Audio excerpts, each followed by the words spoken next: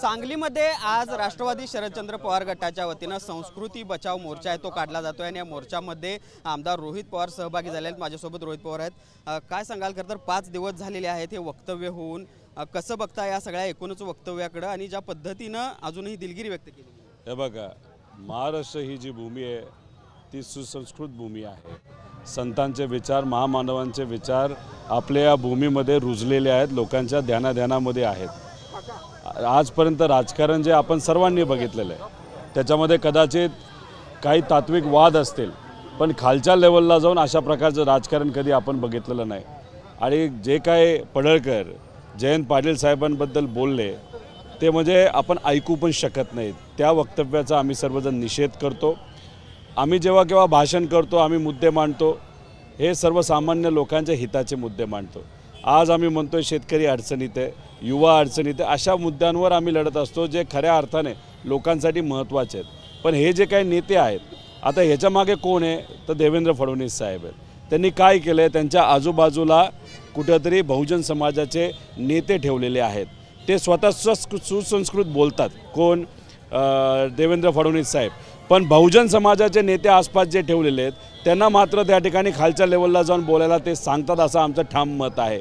आता याच्यात काही दिवसांपूर्वी आम्हाला असं वाटलं की देवेंद्र फडणवीस साहेब पडळकरांचे कान ओढतील, पण तुम्ही जर त्यांचं वक्तव्य बघितलं त्यांनी निषेध नाही केला, फक्त बोलून गेले असतील असं तसं। हे चुकीचं आहे, हे राजकारणासाठी आणि महाराष्ट्राच्या भवितव्यासाठी हे फार चुकीचं। ही प्रथा कुठेतरी मोडीत काढली गेली पाहिजे। नक्कीच प्रतिक्रिया देताना देवेंद्र फडणवीस तेच म्हणाले की आम्ही त्यांना तशा पद्धतीने पुन्हा बोलू नको असं सूचना दिलेल्या आहेत। ते नेते आक्रमक नेते आहेत आणि त्यांना भविष्यात संधी मिळणार आहे। कसं आहे त्यांचं डिप्लोमॅटिक? म्हणजे एखाद्याला मर्डर करायचा आणि पोलिसाला म्हणायचं अरे बाबा नो, तुझ्याकडनं थोडीफार चूक झाली असं वाटतंय, पण तू फार मोठा गुंड होऊ शकतोस, तुला अजून आम्ही ताकद देऊ, असं कुठेतरी वक्तव्याचा अर्थ निघतो। खऱ्या अर्थाने कुठेतरी कान धरायला पाहिजे होते आणि ठाम सांगायला पाहिजे होतं याच्या पुढं अशी जर चूक घडली तर त्यांना तिथं मोठी ॲक्शन ही पार्टीकडनं घेतली जाईल। पण काय, याच्यामध्ये 2 BJP आहेत। एक पूर्वीची BJP, गडकरी साहेब असतील आणि हे सगळे जे मोठे मोठे नेते आहेत, मुनगंटीवार साहेब वगैरे आजचे जे नेते आपण बघितले, आणि दुसऱ्या बाजूला ही नवीन प्रथा BJPमध्ये आहे की खालच्या लेवलला जाऊन फक्त टार्गेट करायचं आणि फक्त भपकेबाजी केली पाहिजे। आमचं तर मत आहे की सांगली जिल्ह्यामध्ये काही दिवसांपूर्वी ज्या घटना घडल्या ज्याच्यामध्ये काही ठराविक समाजाच्या लोकांवर अन्याय तिथं झाला, त्याच्यावर कोणाचं लक्ष जाऊ नये म्हणून कुठेतरी इथं दिशाभूल करण्याचा नाही तर दिशा भरकवण्याचा प्रयत्न हा त्या छोट्या नेत्यांकडनं झाला। एका बाजूला देवेंद्र फडणवीसांचं असंही डिप्लोमॅटिक उत्तर, त्यानंतर त्याचे प्रवक्ते म्हणजे भाजपचे प्रवक्ते अधिकृतपणे गोपीचंद पडळकर यांच्या वक्तव्याचं समर्थन करतायत। त्यांची भाषा ही ग्रामीण आहे आणि तशा पद्धतीनं त्याला घ्यावं अशा पद्धतीने समर्थन। म्हणजे ग्रामीण भागातले लोक काय अशा लेवलला जाऊन बोलतात? अरे ग्रामीण भागातले असून नाही तर शहरी भागातले मराठी माणसांना माहीत असतं कसं बोलायचं आणि कसं नाही बोलायचं। तुम्ही पार काय वडील आणि आई या लेवलला जात असाल तर हे काय आम्ही खपून घेणार आहे का? हे आम्हाला काय चालणार नाही। राजकारणामध्ये तुम्हाला बोलत असताना सांभाळूनच बोलावं लागतं। तुम्ही लोकांचं प्रतिनिधित्व त्या ठिकाणी करता आणि मग करत असताना तुम्ही काय संदेश देताय? या भूमीचं प्रतिनिधित्व तुम्ही ज्या कुठल्या मतदारसंघाचं प्रतिनिधित्व करता, ठीक आहे, लोकांनी तुमच्याकडे बघून काही प्रमाणात तुम्ही देवेंद्र फडणवीस साहेबांच्या जवळ म्हणून तुम्हाला निवडून दिलं, पण कुठंतरी त्या ठिकाणी आता तिथं असणाऱ्या मतदारसंघातल्या लोकांना सुद्धा वाटायला लागले अशा वाचाळवीराला आम्ही तिथं निवडून दिलेलं आहे। हे बघा, एक तुम्ही समजून घ्या की देवेंद्र फडणवीस साहेब असतील ना, आत्ताचे भाजपचे नेते काय करतात, आता इथं अशा पद्धतीने बहुजन समाजाच्या नेत्यांना खालच्या लेवलला जाऊन बोलायला लावतात।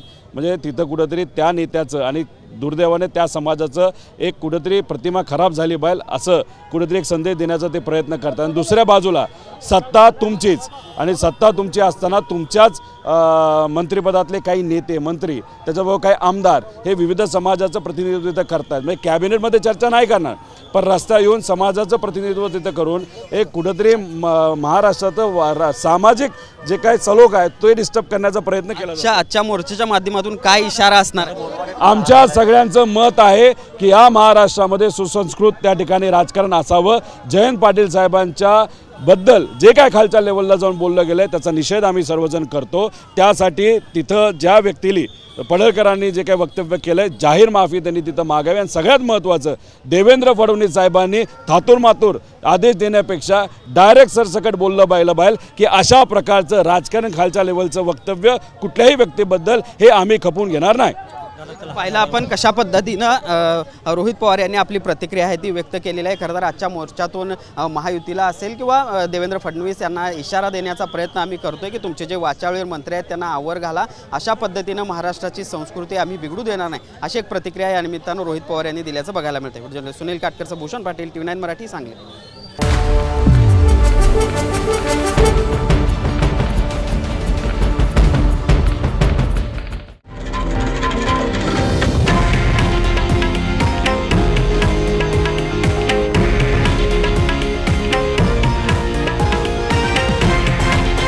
हे आहे देशातील नंबर 1 न्यूज नेटवर्क आणि आपण पाहत आहात TV9 मराठी, एकमेव.